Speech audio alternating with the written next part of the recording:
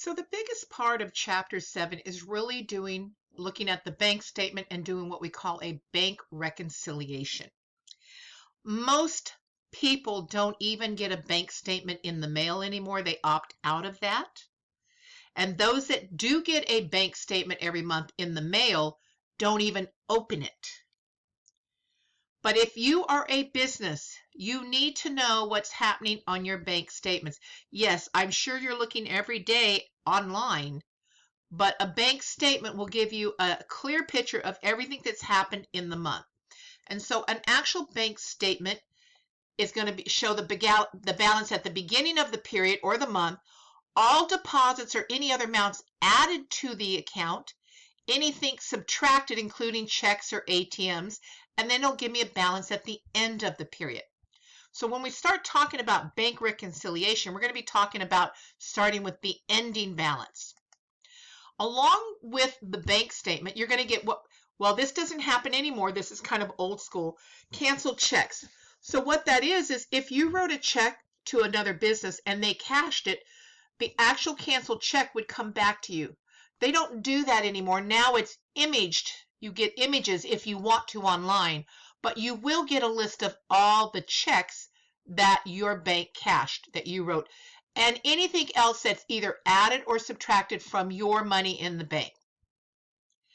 Given said this, let's talk about how to do a bank reconciliation, often referred to as a bank rec, and the journal entries I need with it.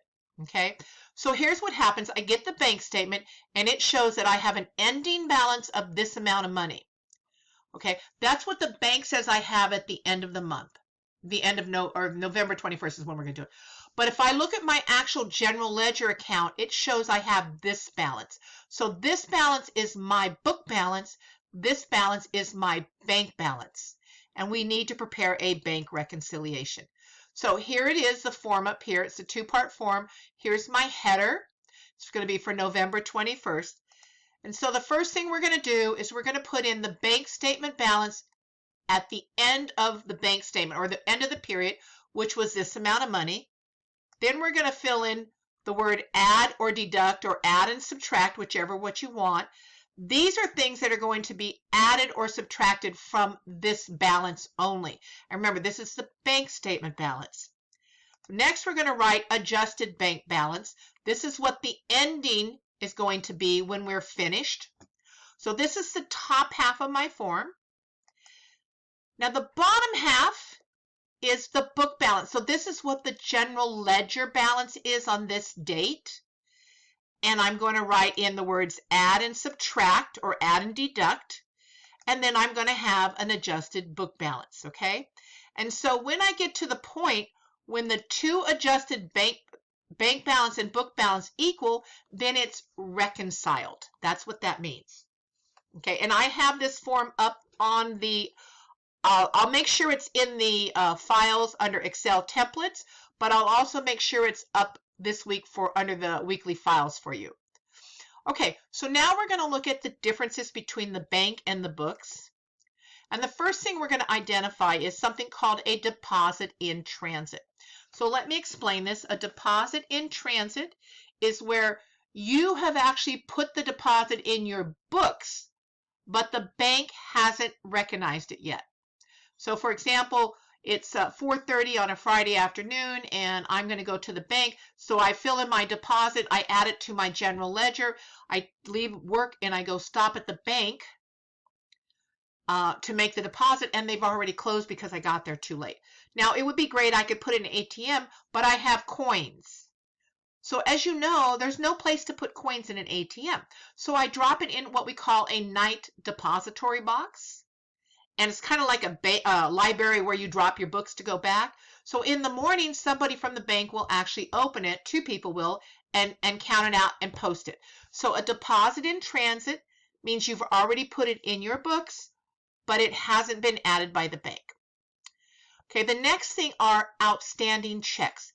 These are checks you wrote, and when you actually wrote them to somebody, you subtracted them from the GL, so you subtracted them from your checkbook, but the bank has not cashed them yet. They're called outstanding checks.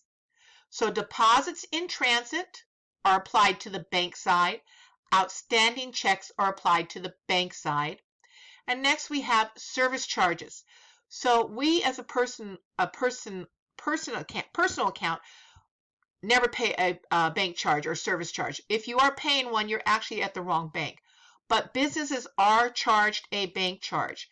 So a service charge means the bank has already taken it out, but you didn't take it out of your books. So this is a book balance side, service charges. So remember, bank balance, book balance. We have some more here. Collections. Okay, this is when somebody owes your money and your bank went to their bank and collected it. So collections is usually your bank already knows it has the money, but you don't have it. So this is a book side account. Okay. NSF, non-sufficient funds. Somebody, a customer, wrote you a check, and when you deposited, their bank did not have enough money to cover it. That's called an NSF check, and that will go on the book side. And finally, any errors made by the bank that will either affect the bank side or the book side. So this video just talks about bank rec. On the next video, we're going to actually show you how to do it.